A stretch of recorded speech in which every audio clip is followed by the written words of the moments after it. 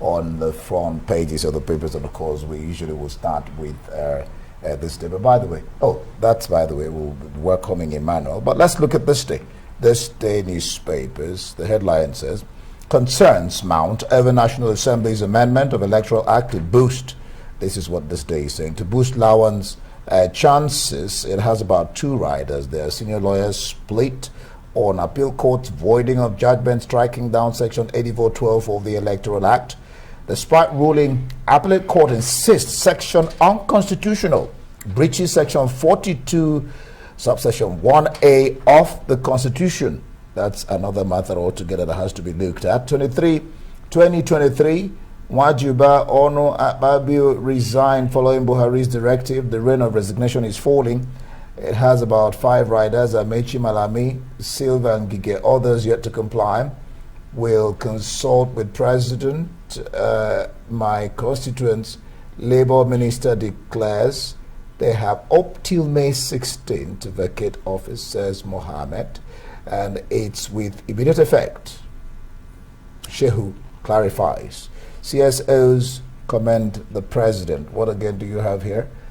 Maybe we should leave it at that. Oh well, at last, PDP just at the top mast, PDP neck throws presidential ticket open, recommends consensus. That is what the neck is recommending. All right, we'll leave it there. Let's look at some of the papers.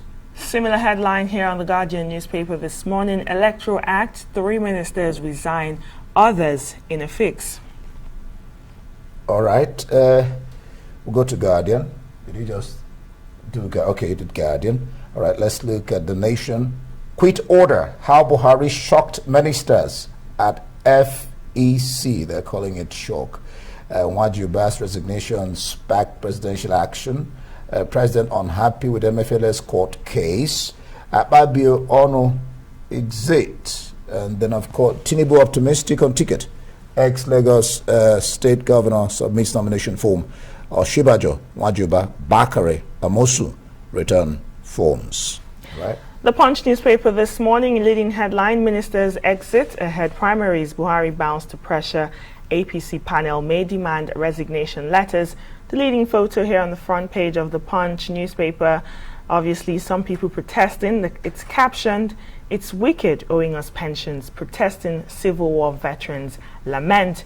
And just at the top, beside the headmast, Electoral Act, reps say status quo remains. Appeal court voids judgment as ASUP declares 2-week strike. Says decision is considerate. All right, we'll go to some foreign papers. Financial Times now. Brussels threatens retaliation if Northern Ireland protocol ditched. That's for Financial Times. And the I newspaper says Tories split over cost of living plan as Number 10 prepares to speed up package of fresh measures. All right, that's the I. Right, The Guardian revealed carbon bomb set to trigger a climate catastrophe. All right, for the press preview, let's bring in Emmanuel Bello, who joins us right now. Emmanuel, good morning. Thanks for joining us this morning. Let's take a look at this day newspaper as usual and the leading headlines. There are 2 issues here. It says concerns mount over National Assembly's amendment of Electoral Act. That's the inclusion of statutory delegates. And it says to boost Lawan's chances. That's one of the issues.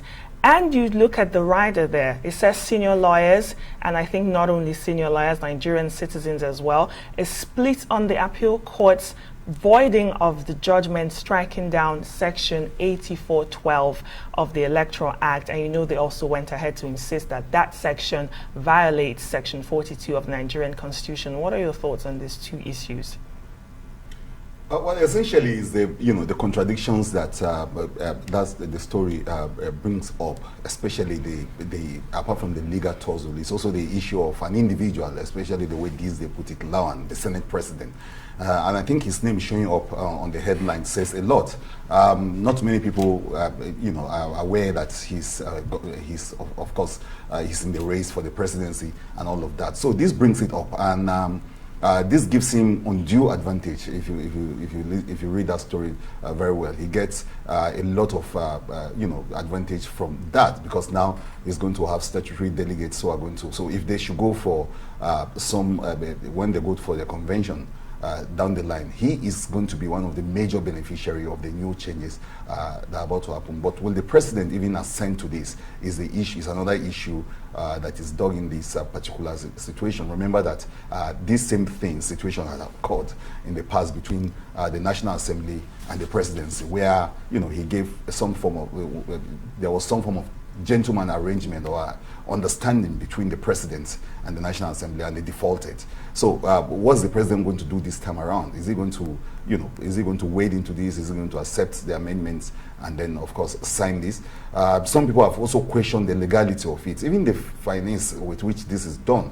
Already, you have the electoral law on ground, and then just, midway into this, you are shifting the goalpost again. So people have questioned the morality of it, or even the, like I say, the appropriateness of the timing of this action. But the story now is saying that, well, maybe there's more to it. Maybe it is just to give the Senate president some due or undue advantage because of those delegate counts, because there's going to be a game of number down the line. So that's why it's a very serious story, and that's why a lot of people are looking at it. Not talk of the discrepancies though between what the electoral law is saying on one hand and what the Nigerian constitution is saying on the other hand. Also, this story brings that up. And a lot of people, like you say, Nkechi, are really worried about that discrepancy. Who wins at the end of the day, the country's constitution or an electoral law? So that's the back and forth, and it's up to the president now. All eyes will be on him to see what he does as soon as he receives this. Well, I'm wondering whether that doesn't favor everybody. I mean, all the participants in the election, they will also have delegates to win over. But let's look at what still to this day is saying. These are thorny issues. At last, PDP NEC, that's NEC, throws presidential ticket open. They're recommending consensus. What do you make of that? No, and it's a good thing we're saying finally, because there's been this back and forth between the PDP and the rest of us. So what are they going to do? You remember the denial by Governor Otom when he said, look, it was reported way back that, look, this the PDP is probably going to not zone, it's going to throw this open.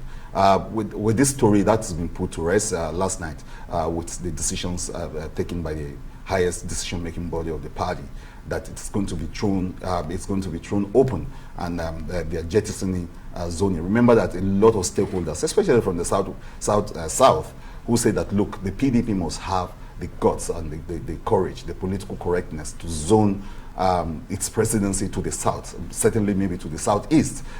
This kind of decision is bound to cause a lot of hiccups for the party. I see a lot of people weighing in on it today because it came in last night. So a lot of conversations are going to be around this, that the PDP did not find. In fact, some people saying that maybe this is PDP falling into the trap that the APC set for. Remember that the APC is closely watching to see how the PDP zones. And a lot of people say that that's the kind of cat and mouse game, playing out between the APC and the PDP. Now that the PDP has said, look, we're not zoning, we don't believe in zoning, we're not going to do zoning, the APC might take it from there to say, okay, look, probably let's think of zoning, or they might actually do what the PDP is doing. But I can assure you that this is going to cause a lot of agitation, especially for those who thought PDP should have the courage to zone that. I remember Governor Wike saying that, look, it doesn't matter even where you zone these two, but have the courage at all to do some form of zoning, because that's the principle of the party. Don't forget that the party, the PDP, has it in their constitution that zoning is sacrosanct. Zoning is something they need to do. So throwing this open is good news for some, bad news for others. Yes, Emmanuel. Let's look at another issue. Like Indy said earlier, it's raining resignations. This day says Wajuba Onu Akpabio resigned following Buhari's directive. Well, Wajuba resigned before that directive. I like what The Guardian is saying. It says 3 ministers resign, others in a fix. So I'm guessing those others are weighing their options. Should I keep my portfolio, or should I leave it and go? What if I don't win? And some people are saying that's a good a welcome development from the president there, because it gives them a level playing field for everyone who has a political ambition. Yes, the president is getting some praise from this, and people say that that's the president. In one of the papers reporting that the president took his minister unawares, and it's vintage Buhari to do things when you think he was not going to do them at all, and that the mood yesterday at the fake meeting was that of shock, and it was a somber mood. A lot of people not knowing that the president was going to say this, and it's shocking. So it took them unawares from nowhere. They didn't see this coming. So people think that was a deft move by the president, and that they didn't even imagine he would do that. Remember that Buhari is not known for swift action. He's slow. It doesn't. His ministers stay on forever. But yesterday asking them to actually bite the bullet and take those decisions. Now some of them weighing it, and yesterday Nigerians had a good laugh with some of them not too sure what to do. So yes, the paper saying they're in a fix. I think that's the Guardian saying that some ministers are in a fix. Some of them are really actually in a fix. Do I keep my job in Kechi, like you say? Do I keep this job and have or go into something that is totally uncertain? Because when you look at the race itself, the presidential race, you can't be too sure that given the consensus options that many of the parties are trying to open up, you don't think that some of these ministers actually even stand any good chance. The other bit is that whether it is going to be immediate or they have up to the 16th of May to resign. I think there's also a little bit of, it's not clear what that is. But this is a period for personal decision for many of them to decide whether it's worth it, and then to forfeit 100 million, and then wherever they got that money from, and then go into the race. Again, there was reports during the week that many of them are not even really thinking of winning any kind of elections, but that the 100 million was, to get a place, a spot on the table when maybe the issue of consensus, bargaining chip. When the issue of consensus comes up, I'd say, look, I've spent this amount of money, and so they're buying into the future. They're not too sure whether they're going to actually, because some of them do not have the kind of spread and the kind of connection, or even the kind of finances, structure that you need into a presidential contest. Oh, we couldn't discuss the fact that 19 days after Simban, NIN registration hits 80.7 million. And at times you wonder, why won't some Nigerians just go and do what you should do until there's a pressure? We love doing things under where the fire brigades country. All right, thank you so much, Emmanuel.